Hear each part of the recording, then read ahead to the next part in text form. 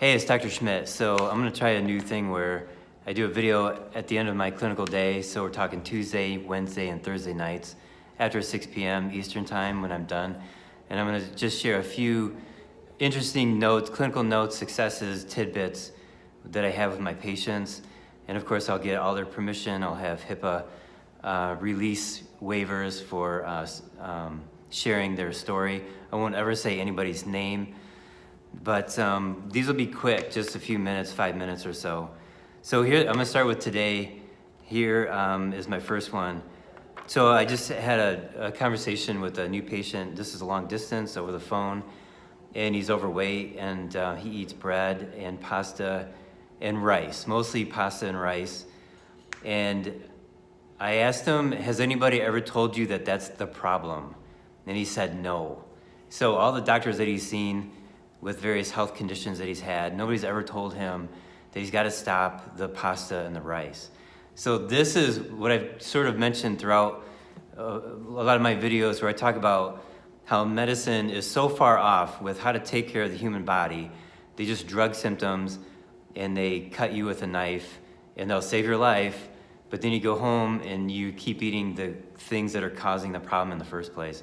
So this is not an uncommon thing where people, for the first time, I tell them, you got to stop the bread, and they've never heard that before. So it seems like I'm the weird one because nobody else talks about it in the medical world, and I'm the one talking about it. So I just need to share that with you. The next one is a gentleman that he's been with me for almost a year, again, very overweight, and I had him on the ketogenic diet, and he didn't lose any weight. So this is very, very interesting. So I put him on a supplement called Para 1. I've talked about this. Quickly, it's Mimosa pudica, which is a plant, and it's mucousy and sticky and heavy. And when you consume it, it goes into your intestines and it grabs onto garbage and weighs it down and pulls it out. And so he started Para 1 and he started losing weight. So I put him on Para 2, which is like the brother, if you will, of Para 1. And Para 2 has oregano and clove, and it kills, actually it doesn't have oregano, but it's got herbs in there, just like 4 herbs that kill chemically. They kill the organisms. So Para 1 is a physical cleaner, Para 2 is the chemical cleaner.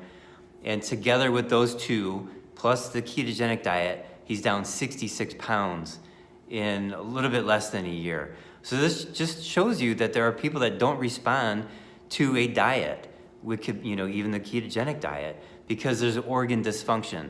And how do you repair organs? There's detoxing, there's killing parasites, there's feeding the organs to repair the organs. So this is just a factor I think it's missing in a lot of social media, is that people think their diet will fix everything. Whether you talk about the vegan diet or the keto diet, carnivore diet, it's not gonna fix everything. Which brings me to one of my people that I watch on YouTube, Vegetable Police. So he's had a colitis problem for like 10 years, and people have been watching. He's got almost 100,000 subscribers. It's been pretty captivating to watch him go through vegan diet to carnivore. He quickly switched, and he got tremendous benefit from it, from both diets. But the carnivore seemed to be better for him. But one of his recent videos, he says that the cause of his colitis was he had surgically placed a mesh into his abdomen for a particular reason. I forgot if it was a hernia or something. But when you have a mesh wire in your guts, it can get infected, it can cause irritation, it can cause inflammation. And he said that this is the thing that started his colitis. So it shows you the importance of taking a good history.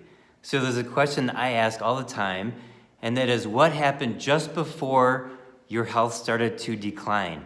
Did you have a bad diet? Did you get a vaccine? Did you get a mercury filling taken out of your mouth? Did you have trauma, emotional trauma counts, physical trauma, car accident? There's something that happened before you got sick. And so all these actually years of watching of Vegetable Police talk about his health, I haven't been watching him for years, but for about more than 6 months. This whole time, it's been this wire mesh. And there's no diet that will fix that. So he's got to get that surgically taken out. So I'm just telling you, you got to have a good history taken by a good doctor. And a lot of doctors don't care what causes anything. They just want to know what are your symptoms, and they're going to treat your symptoms with a pill or with a knife, or they're going to send you to somebody else who will treat the symptom that they're not specializing in.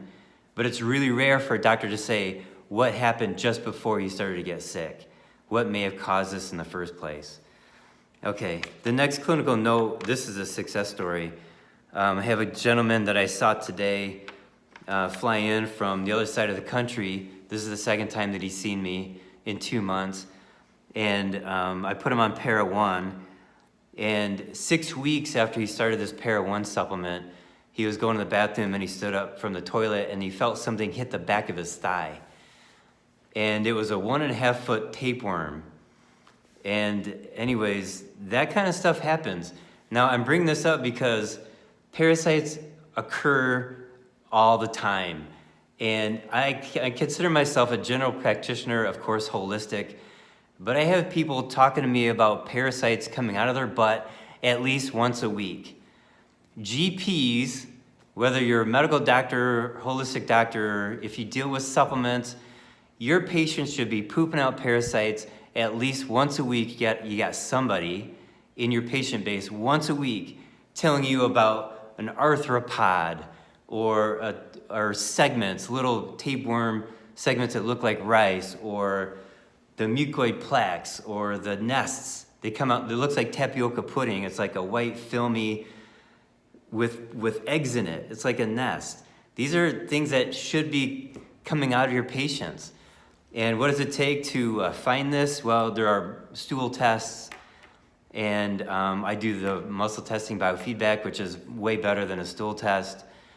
But also, too, if you just give some people mimosa pudica and just sit back and watch what happens, they'll bring in jars of worms. They'll take pictures of their toilet and they'll show it to you.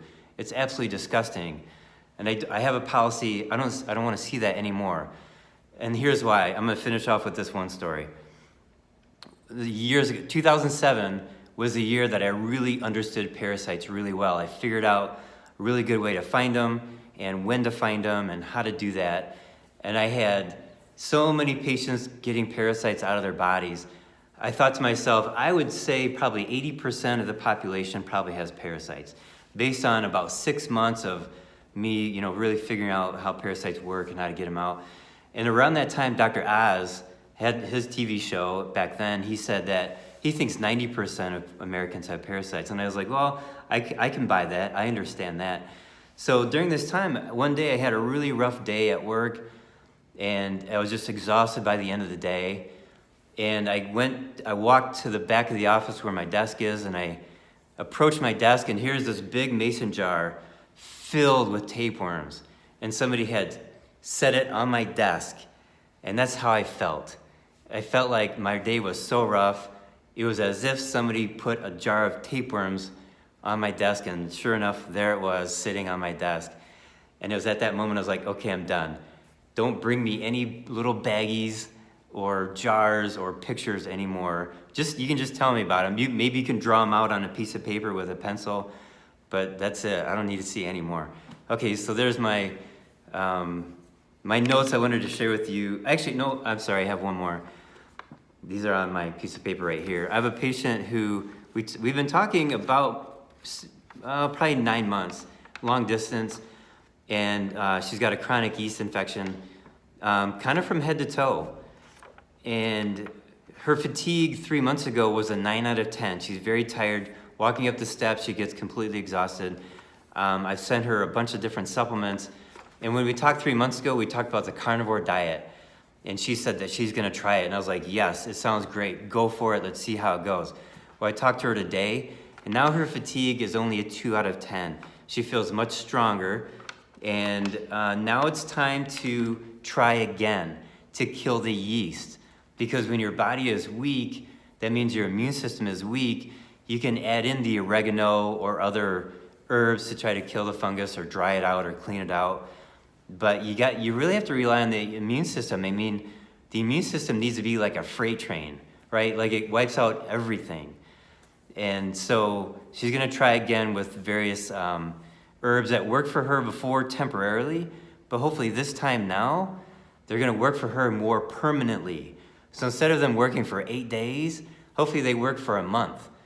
And she uses them less often over time. Over the next 6 months, 9 months, her body will get stronger and stronger with the carnivore diet. And she said she's been going on the Facebook groups for the carnivore diet people.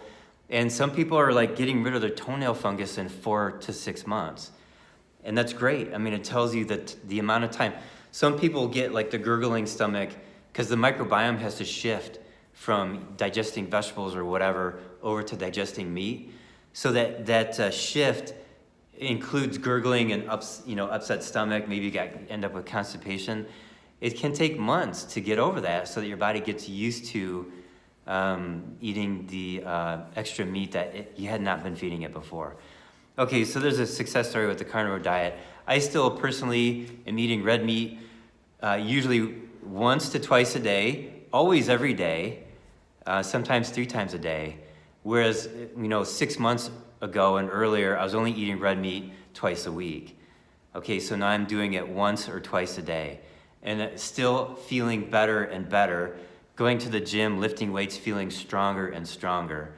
And more brain power lasting longer throughout the day. So, and I still eat plants every day, so I'm not a true carnivore, but I've been thrilled. I've been so happy with the results.